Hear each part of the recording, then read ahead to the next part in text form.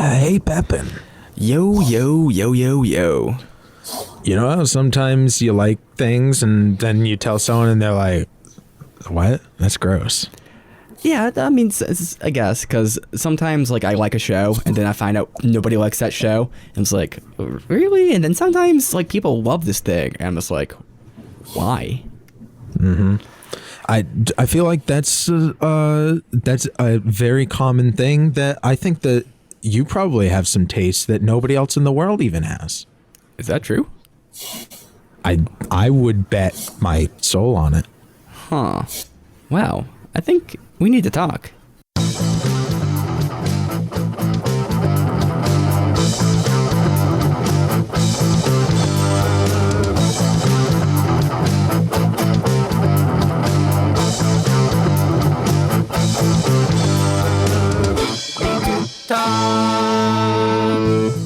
Welcome back. So glad you guys could join us. I am here once again with my best friend, Nathan Pepin. How's it going today, Pepin? Yo, I am doing well. How about you, yourself, Meter?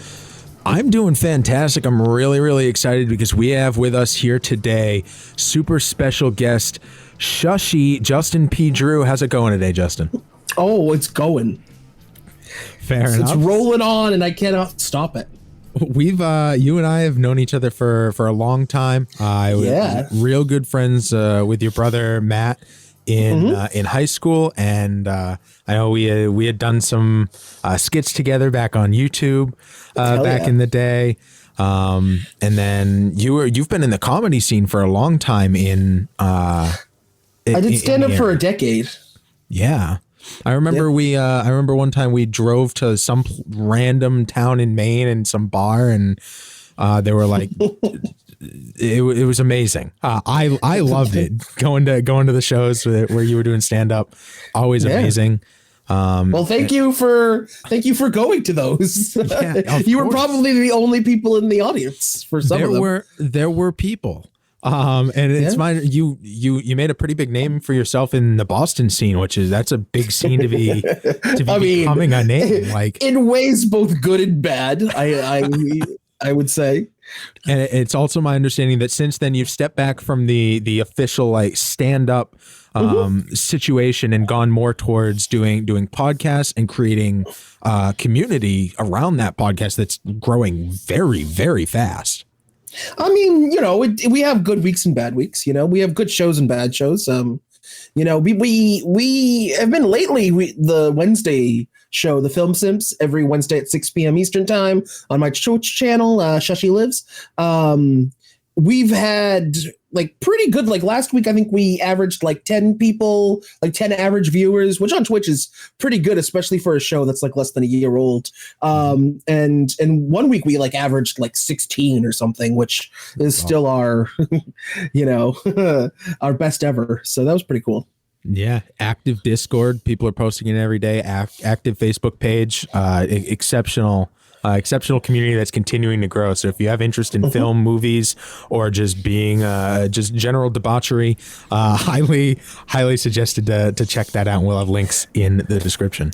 Yeah, my Facebook group, Shushy's Cinema, is my favorite group in the world because we're like toxic, but we're like a toxic family. We're like a family of toxic people that all rag on each other because some of us like Tenet and some of us don't.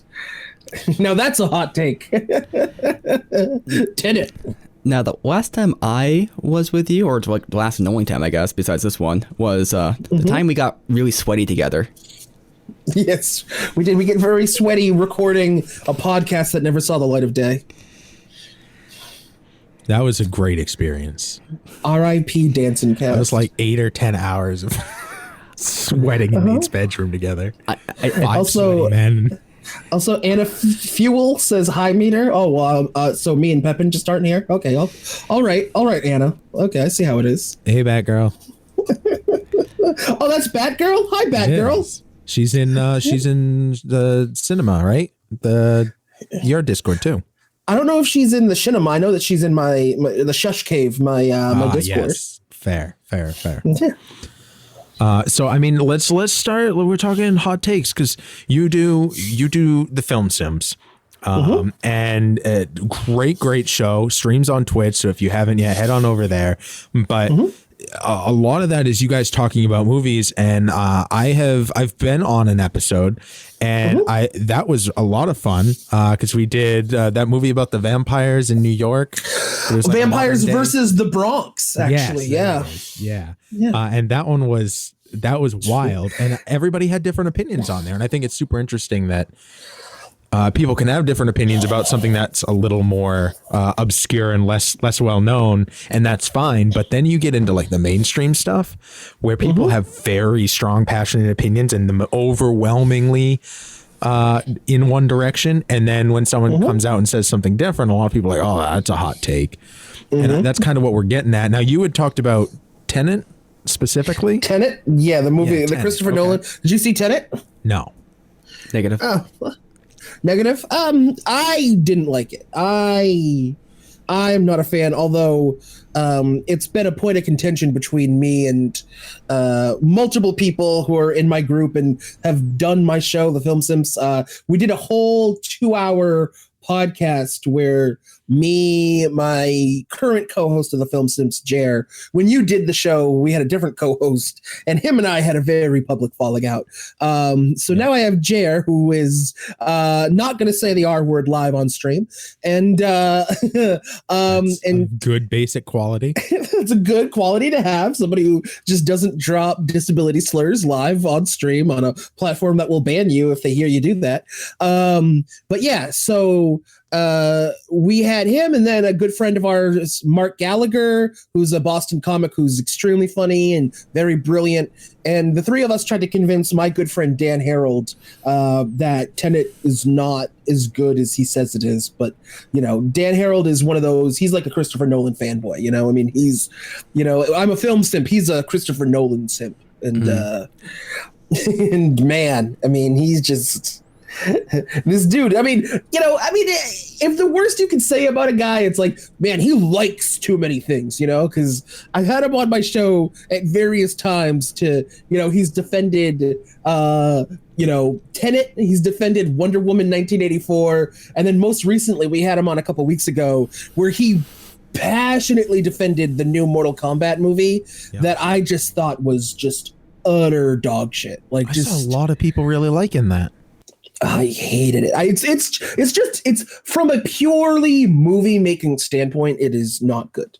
I mean, it is just poorly made as a movie. Like, just, I'm talking acting, writing, editing. The editing is abysmal. Like, there's so many choppy cuts. And this guy is like, my buddy Dan considers himself a filmmaker, right? He like considers himself an indie filmmaker, and he has some pretty cool movies. Scrupulous Productions is his company. And so I was like, Dan, as a filmmaker, you should be mad at this. It is poorly edited, like, especially like the big battle at the end is just cut in a way where there's just no tension to any of the action scenes. You know, random people are getting killed, but you don't always know the context of what led up to it. It's just poorly put together. Now, I mean, choppy cuts for some movies are great, though, are they not? Like, I'm thinking Hot Fuzz and Shaun of the Dead, that had like rapid fire, really quick, lots of choppy cuts. But you're saying that it's more about the context associated with the cuts and the power that every individual cut has. Well, Hot Fuzz is just an expertly made movie and is a masterpiece. It's a movie that I would consider 10 out of 10, you know? So, I mean, anything they do in that movie is deliberate. There's a difference between somebody doing like a quick cut deliberately because it's in service of a very quick joke, and especially Hot Fuzz is a movie that just machine guns jokes at you at various times, where all of a sudden it's just joke, you know? And it's one of those things where some of the jokes you need to watch the movie 2 or 3 times to actually fully understand and appreciate the joke. Mortal Kombat is not that. Mortal Kombat is made by incompetent people who are bad at the job they have been tasked with, or just didn't get paid enough to give a fuck and just didn't, you know, like that is completely different than Hot Fuzz. As far as I'm aware, with the Mortal Kombat movie, I haven't seen it, but I watched some reviews of it, and the sense I get is it's not like a movie, it's a fan service movie. Like, it's more there to please the fans, and people who like really like the Mortal Kombat franchise kind of like the movie because there's all these like little Easter eggs and like fan service moments in it. Yeah. Also, you're a little scratchy. I'm not sure if you're aware. Yeah, your mic just became super staticky. Okay. Yeah. So But do, I mean, do you think it's should I fan answer that service? question? Or? I mean, liked the 1995 movie, even though I mean I would never consider that like an all-time classic. I just remember it fondly from my childhood, and I just remember it being very fun. I have not rewatched it as an adult, and I'm a little hesitant to. But you can do fan servicey things, and I was hoping to see some fan servicey things, and there are. I mean, I gave it a 3 out of 10 because it's not like it's completely bereft of any good moments. Like, a couple of the fatalities are really cool looking. There's a good fight scene at the beginning and then at the very end, and both of those are between Scorpion and Sub-Zero, which, as you do. and you said to put a spoiler warning on things, but this was all spoiled by the trailer. The trailer also spoils the entire movie. So it's one of those things. So if you've seen the trailer, you can actually like track the actual like crescendo of this movie. You have essentially the full plot, and you actually have it a lot more concise and better done, actually. Here, let's just do this. Spoiler warning: anything that we bring up, we'll be mentioning the show ahead of time. We'll be mentioning like what we're talking about, like in this case, Mortal Kombat. Just assume there's a very good chance there's a spoiler. So if you don't want to know, jump ahead a little bit or something, and we'll jump ahead in this live broadcast. Go into the future. And for those listening live, just mute it and just you're fine. Everything's fine. Potential spoiler warnings. So the hot take is from this person who you're having on the show then in this instance. Yes, this dude Dan Harold, who is a good friend of mine. Yep. Like I said, an indie filmmaker, sweet dude, just really nice, kind of the give you the shirt off his back type. So I always feel a little guilty ragging on him so hard, but then he'll just won't concede that this movie is bullshit, and then I have to destroy him. It's just it's just the law, really. So it's the law. It's internet law. Did the three of us have the exact same facial hair right now? we're like different stages of unemployment right I'm here. like not only go ahead. I kind of want to talk about BoJack Horseman now. Nathan, you probably haven't watched that. Is that accurate? That's accurate. Matt Drew made me watch the whole thing. Well, okay, here's what he said. He said, do you have Netflix? I said, no. He's like, get Netflix and watch BoJack Horseman. I said, I'm not getting Netflix to watch one stupid cartoon. He said, if you watch the first full season and no longer like it, I will pay for a month of Netflix for you. I'm like, oh, that sounds great. Watch the whole series as you do. Love the show. BoJack Horseman, amazing show. It's one of my favorite shows of all time, if not my favorite. I go back and forth. Now, where Matt Drew and I disagreed was in regards to the character of BoJack and his redemption. Should he have a redemption? Does he deserve redemption? I would ask, do you think he got a redemption? Because I would say that's arguable. I think he needed to die. Oh, spoilers. I think he needed to die. I think that was the only redemption he could have, was his story concluding with finality. I think that would have, maybe. I mean, okay, so this is going to be spoilers for BoJack Horseman. This is going to be spoilers for Breaking Bad. I think that with Walter White's story in Breaking Bad, I think that... I don't want to hear the Breaking Bad spoilers. Yeah. I have to plan on watching that sometime. Okay, well, you're going to want to cover your ears. Okay. I think that... Let's take off the headphones. Together, then. I don't want to take one of the main hosts out of the show for 5 minutes. I'm just saying that, like, the culmination of that story, that character had to perish for it to be a full character arc. in BoJack, where this character's arc is about somebody who struggles with addiction, somebody who, is, you could argue, and I would accept arguments either way in this. I would argue that he, is fundamentally a good person who has done horrible things, right? By the end of the show, BoJack has done a laundry list of terrible no good things, but throughout it all, he has this psychological need to change, psychological need to be a better person. He wants to be a good person. Literally the first season ends with him crying out to somebody like, please just tell me I'm a good person. I need to hear you say I'm a good person, So I think that to do that and then have that person die, what does that say about addiction? What does that say about depression? I think that whereas, I get why somebody would think he needs to die, and especially if you're somebody who was like, oh, well, after he did X and after he did Y, I can no longer support him because I think, because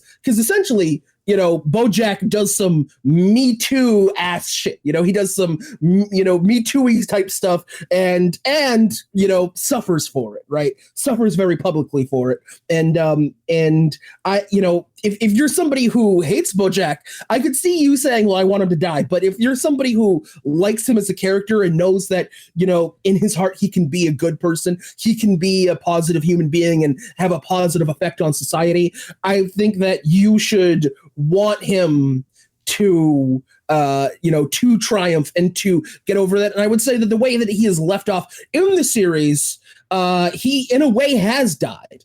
BoJack of the first 6 seasons is no longer with us. We have new, changed BoJack, and and this guy is somebody who can actually go forward and and be a good person. I think, obviously, who knows? If the show went another 2 or 3 seasons, who knows? They inevitably would have had to have him do something, messed up and horrible again, to keep those ratings up or whatever. But that's how I feel about it anyway. So I have a lot of disagreements to a lot of those points. Okay. One of the big ones is just kind of like a fundamental disagreement on a philosophical level, where just because you want to be a good person doesn't make you a good person. Just because you want to change, you want to be better, doesn't make you good. Maybe you're good in the sense of you want to be good, but if you continue to do bad things and make bad choices and every choice BoJack makes through the entire fucking season is selfish.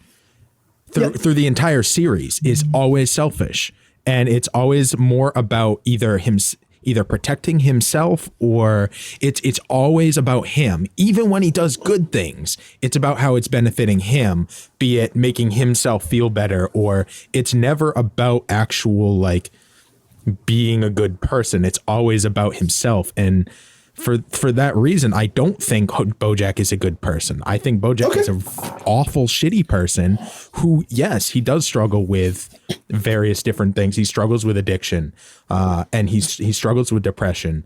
And I think that those are very relatable to a lot of people, myself included, where I've been on that side of the street, and it's very, very hard to get to the other side, especially when you feel by yourself.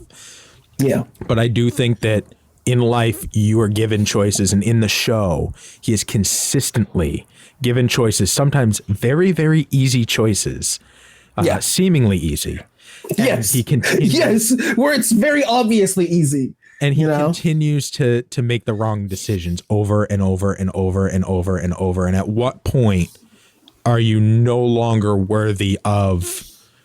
It's the point where I feel in the arc when at the end of the season he goes into rehab, and this Matt and I were watching live during that. We both watched, and he was like, he had been talking to you, I believe, and he was like, me and Justin love this. We think that this is a great opportunity for him. He's gonna finally get better. And I'm like, there is no chance he's getting better.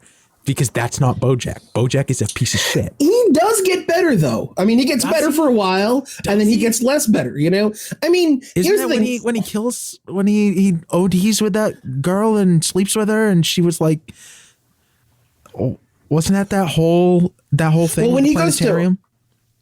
no. So that's the end of the third season. Okay. The Sarah Lynn thing. The Sarah Lynn thing happens at the end of the third season. Yeah. It's not until the end of the fifth season where he finally like breaks down and admit that he needs help. Yeah.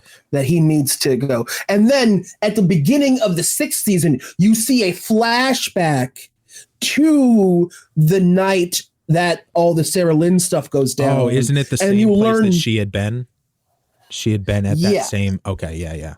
Yeah. And you learn new information. The show withheld a crucial piece of information until the beginning of the sixth season. Mm-hmm. You know, and then they choose as a setup for the sixth season. They clue you into, well, this also happened.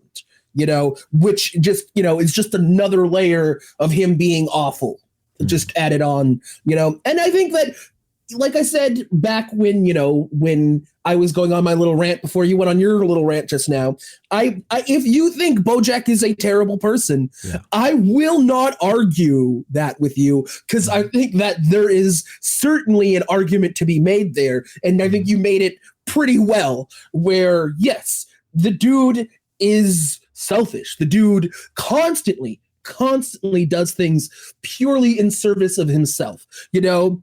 And even like when he does good things, you know, on a certain level, it's so he can go home and pat himself on the back. Like, you did a good thing here. You know, it's he doesn't do good things to just do good things. But I would also argue, if that makes him an irredeemable, shitty person, then goddamn, I am an irredeemable, shitty person. So because I, you know, on a psychological level, I identify a lot with BoJack because of his depression issues and because of his narcissism and because, you know, the ways in which he's hurt people. Obviously, I've never done anything to BoJack's level where I, you know, went and got like people killed, you know, through my, you know, either, you know, supplying them with heroin, which I've never even seen heroin.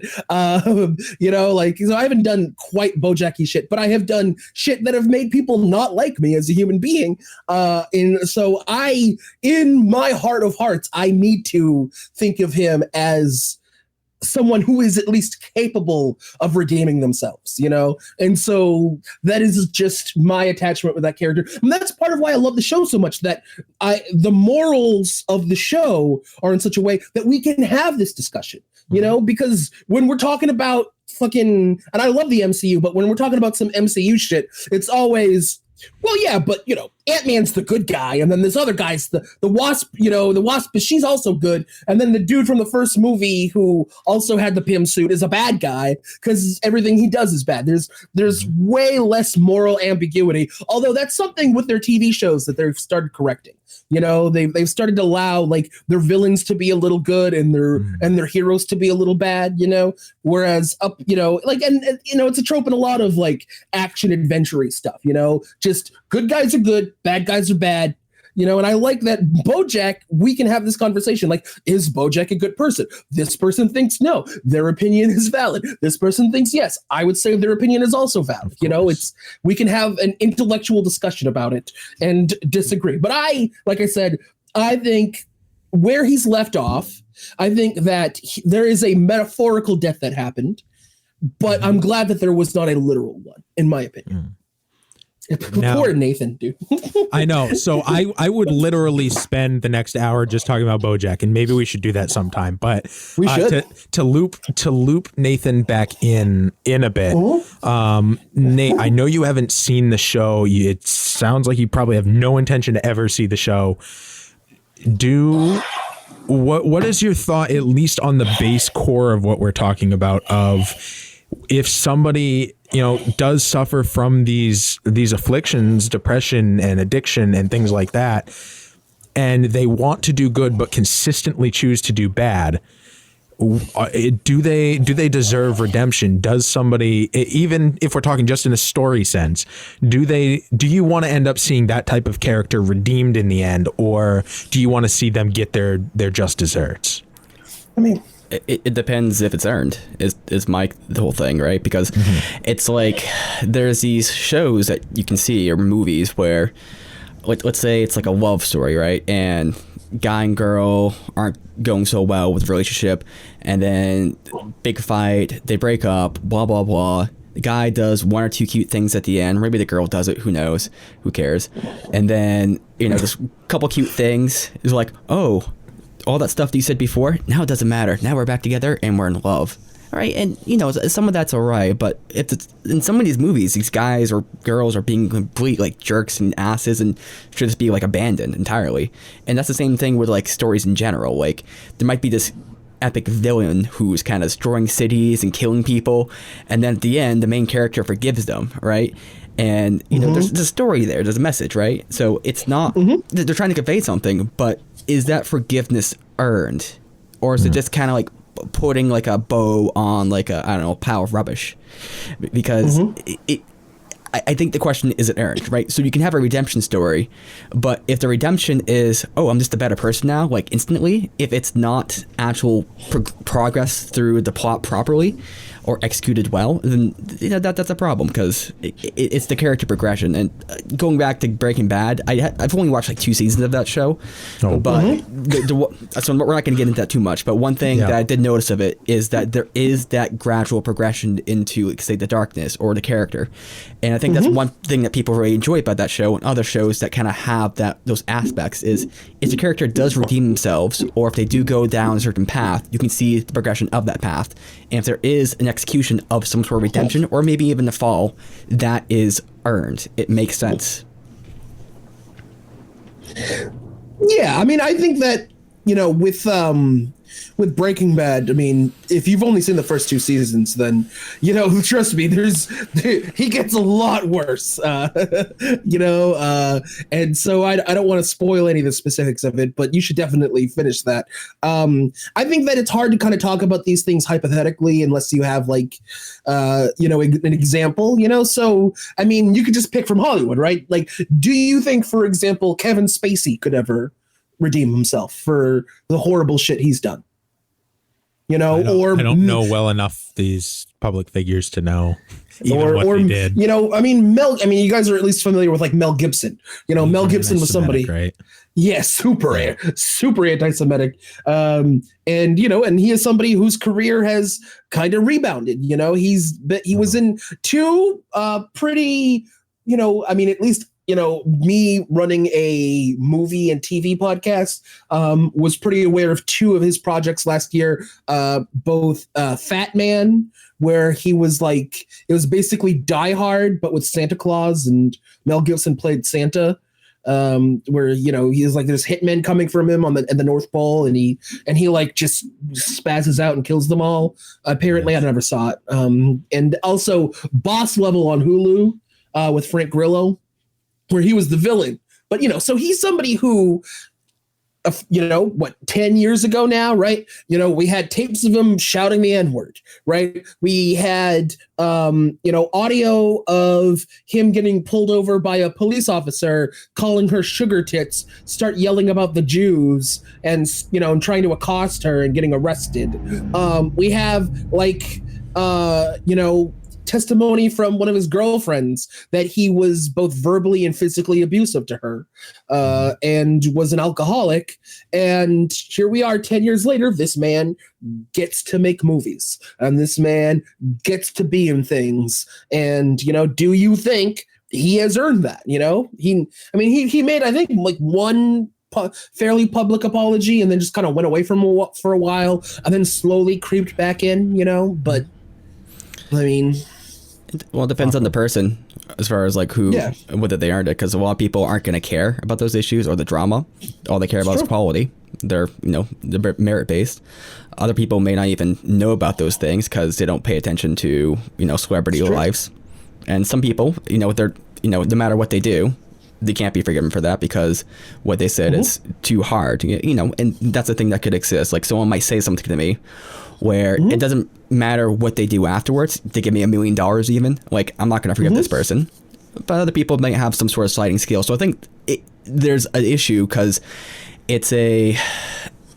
there's so many different perspectives on that redemption aspect, where you're going to have people who will be never, and some people will be like, I don't care, and a lot of people in between. And, you know, there's going to be no real set standard for redemption if it's possible. Yeah. I mean, and again, that is very valid. You know, I think that you kind of hit the nail on the head there, where it's all of the above, right? There are some people that are ready to forgive him regardless of what he did, you know, and at the same time, there are people who will never forgive him. I would consider myself in the second camp. Like I would say that, you know, I mean, this dude. We have proof that he is a racist. He is, you know, a very vicious, very vocal racist who's comfortable enough with his own racism to like drunkenly say that kind of stuff to a cop. We also know that his dad was a Holocaust denier. So it's just, you know, he comes from a legacy of, you know, racism. And I don't think he did enough to like publicly atone.